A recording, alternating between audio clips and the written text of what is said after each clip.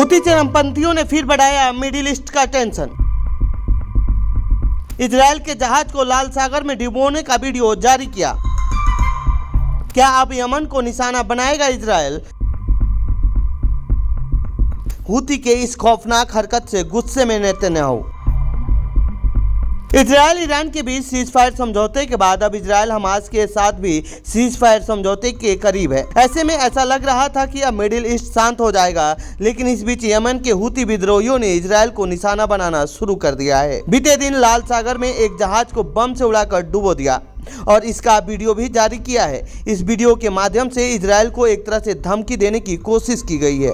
अब सवाल ये है कि आखिर हूती विद्रोहियों ने ऐसा क्यों किया है? क्या इसका बदला लेगा इजराइल? तो आइए जानते हैं इस रिपोर्ट में इन्हीं सभी सवालों के जवाब। हूतियों ने कैसे उड़ाया जहाज?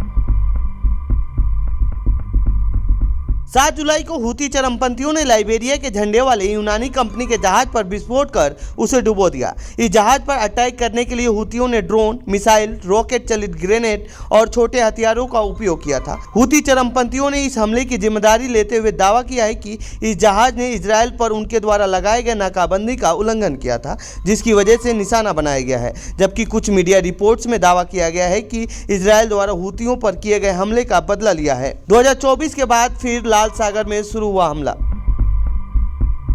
इससे पहले लाइबेरिया के झंडे वाली यूनानी कंपनी के जहाज इंटरनिटी सी के चालक दल के 4 सदस्य मारे गए थे। यूरोपीय संघ के एक नौसैनिक बल ने मंगलवार यानी 8 जुलाई को जहाज पर नाविकों की मौत की पुष्टि की है। वहीं इस साल जहाज पर हमले में किसी चालक दल के सदस्य की मौत का पहला मामला है। इससे पहले जहाज पर हमले में आखिरी बार जून 2024 में मौत हुई थी। हूतियों का यह हमला इजराइल और मिडिल ईस्ट का टेंशन बढ़ाने वाला है। जहाँ एक तरफ सीज फायर समझौते की बात चल रही है, तो वहीं दूसरी तरफ एक फिर इजराइल और हूतियों के बीच वार शुरू होता दिख रहा है।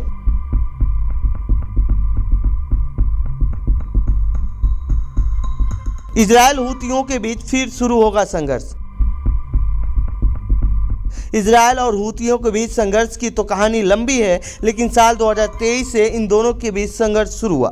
हूती फिलिस्तीन का समर्थन करता है, जिसकी वजह से इजराइल के निशाने पर आया था। लेकिन इस बीच ईरान पर हमले से पहले इजराइल ने हूती विद्रोहियों को निशाना बनाया था, जिसके बाद हूतियों ने भी इजराइल पर एक के बाद एक कई रॉकेट दागे थे। इस दौरान हूती के एक कमांडर को भी इजराइल ने मार गिराया था। अमेरिका की चेतावनी के बाद ये मामला शांत हुआ था, लेकिन इस हमले ने एक बार फिर दोनों के बीच बढ़ते संघर्ष को हवा दे दी है।